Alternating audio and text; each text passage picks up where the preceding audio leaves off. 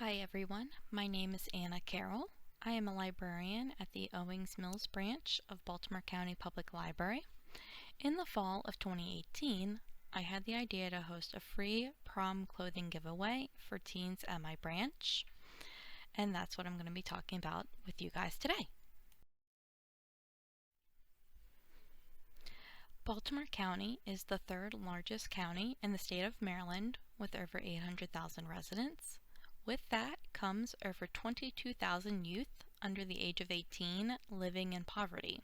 So the need in the community supported this type of event.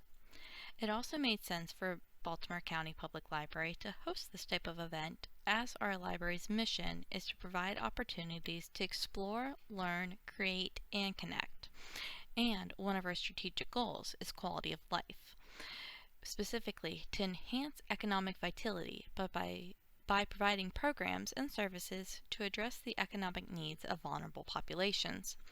With over 22,000 youths under the age of 18 living in poverty, we wanted to offer an event that could make a really special day in the lives of high school students that much less stressful and more attainable. So, how did we make Prom Closet happen? First, we started with buy-in from our administration. We illustrated the need and desire for this type of event. We created a game plan, which consisted of a donation drive, followed by a sorting period, and then the event itself. We formed a team with staff from around the system that helped plan the donation drive as well as the giveaway event. Our community partners involved were a local resale boutique whose profits support services and programs for victims of intimate partner violence and their children. So no materials were specifically gotten rid of. They were just redonated to other organizations in the community. And then for the event itself, we had a great team of staff from around the system and outside volunteers, including students from our local high school and from our community college that shares our building. And they worked the event by helping set up and break down, and then they rehung materials as they were being tried on, and just helping with overall crowd control. Barriers and unforeseen challenges, including needing more resources than we ever imagined. The first year, we discovered that our county was more than generous, and we received over 1,000 donations, which was great until it wasn't, because my colleagues and I at my branch were the ones who handled all the sorting through the donations, and we had to go through item after item after item. We ended up dubbing a pile of donations the thanks but no thanks pile. So for every donation that we received that was exactly what we were looking for, we probably received 2 to 3 items that didn't exactly meet our standards. With all those donations, we also quickly ran out of clothing racks, space, even though we're a huge branch, clothes hangers, and for the day itself, we ran out of changing areas. We had bought some pop-up tents that were used for beach changing, and we were using those for event attendees to try on materials, and there was just not enough to go around. So like I said, for the first year, we received and sorted through all the donations. I'm going to tell you right now, don't do this. The second year, we sent out a guide to all of our branches, because they were all accepting donations still, of what we were looking for specifically. We sent pictures, we sent text, laying out exactly what we were looking for, and said, look, the donations that we're not looking for, bundle up, redonate to local groups in your community, and just send the ones that, definitely don't have stains, don't have, any, deodorant on them, that kind of deal, haven't been dragged through the mud. Send those on to us, save us that step. And another unforeseen challenge was what to do with all the leftovers. Basically what happened was we got through our first prom closet in 2019 and it was super successful, but we still had tons of dresses and menswear left over. And then with 2020, we got through the process of the donation drive and sorting through the materials, and then we closed due to the pandemic. So one of my first tasks when we reopened for staff to come back into the branch was to compile all of the materials, box them up, label them, and they are now being stored in our closet of supplies, and they are ready to go for whenever we do end up doing prom closet again. But it is definitely something that you need a little bit of space for and to plan ahead for that. However, even with some of the unforeseen challenges that we experienced, we still had the best outcome imaginable. In 2019, for our first ever prom closet, we had over 100 teens attend in just a few hours. They came from all over our county. We actually had created a raffle drawing that required the attendees to put down their name, their school, and their grade, so we kind of kept track of who was using this event, and that's how we got our statistics about that we had over 58 different schools have participants come. We also received a ton of positive feedback. A teen who came from the other side of our county said that after finding a dress, they told us it was a real blessing for them, that they had been looking everywhere and this is exactly what they were looking for. I just want to re-emphasize the fact that it's important to have support on all levels of the system. Baltimore County has both our administrative offices that house our associate directors. We needed support from them. We needed support from our marketing team. We needed support from our youth and family engagement team as they market and work specifically with the teens in our communities. We needed support from our community college because we share a building with them, and we needed additional staff on those days to make sure that we didn't have any issues with crowd control. We had experiences of having teens lined out the door as soon as we opened, so you might be able to expect that. We also experienced a lot of great marketing and community buy-in.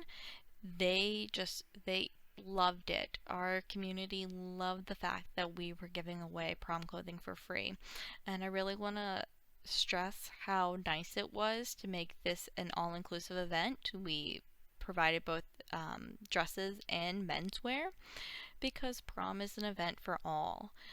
We wanted teen girls to feel comfortable if they wanted to try on suits, if they wanted to try on dresses. We wanted guys to feel the same way. This is an event where you find what you're looking for and it doesn't cost you a thing. And that's how we really marketed it. And honestly, you don't need any money. You don't need anything to make this happen.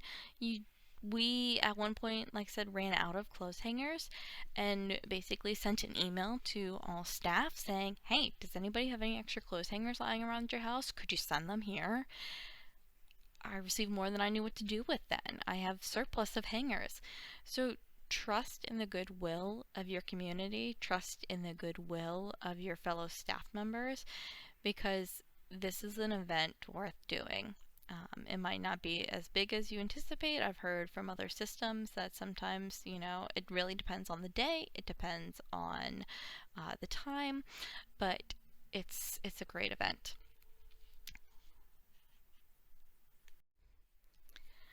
So next steps. This one's real fun because we were in the process of planning our prom closet for 2020, as I said, and then we closed about a month before we were about to host the event itself. We have all the donations, they're boxed up, they're ready to go, but we don't know what to do with them at this point. I've been brainstorming different ideas, thinking about maybe you could do like a website and have a virtual catalog and teens just, mark buy, quote unquote, on the item that they want, and then they can pick it up during curbside, but that comes with not being able to try on materials, which was really fun. So it's just a total game changer of what we can expect for the future. What we did learn was that people really wanted it, more convenient to them. So Owings Mills is on one side of the system. We are also, in this past year, we're going to host it simultaneously at a second location, the North Point branch. And so it was going to also be, instead of one day for a few hours, it was going to be both a Saturday and a Sunday, one weekend, and host it for pretty much the entire day. That way it gave more customers an opportunity to come in and shop, and also gave us hopefully a better chance of getting materials into the hands of the staff, or into the hands of the customers that needed them, excuse me. I would also say that think about what you can potentially do with the items afterwards. Since we had so many dresses and suits left over, we reached out to a local day center for vulnerable adults who were planning their own formal evening, and they were able to come in and pick out materials to wear for that, and that was totally free as well. So even if it's not like your original attended audience, think about who might also benefit from these. Maybe your high schools could benefit from having these dresses or suits for plays, etc. Just keep brainstorming ideas, and we're doing the same in terms of what we're going to do going forward. But yes, the biggest takeaways from our event was to make sure you have support on all levels of the system, and then invite the public to help teens at local high schools career and service learning hours by helping sort through the donations. And honestly, you're going to need more time than you think you're going to need to sort through the donations. Plan ahead, be specific about what you're looking for, because you're going to receive, somebody that's cleaning out their closet. But if you can have staff at various locations that help sort through that ahead of time, that's ideal. And like I said, you don't need a lot of money. You just need a space, a desire, and a way to get the word out. And the community's going to do the rest. They will do the rest for you, I promise.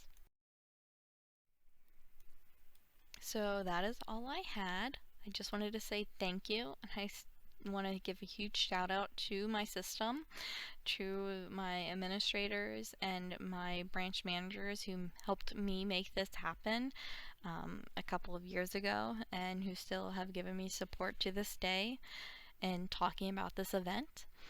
My contact information is listed on this slide. I'm happy to answer any questions, receive any phone calls or emails. Just ask away. I can't say I'm an expert, but I have gone through this 1.75 times, and I really, really believe that this is a worthwhile event for all library systems. It's a great way to connect with teens that might not think of the library, or think of the library in a more traditional sense of just books, and you can build that sense of community with them by getting them in here for this type of event, and then market maybe some other events that you're doing at the same time. So any which way to cross market. But I just want to say thank you for having me today, and I look forward to talking with everyone.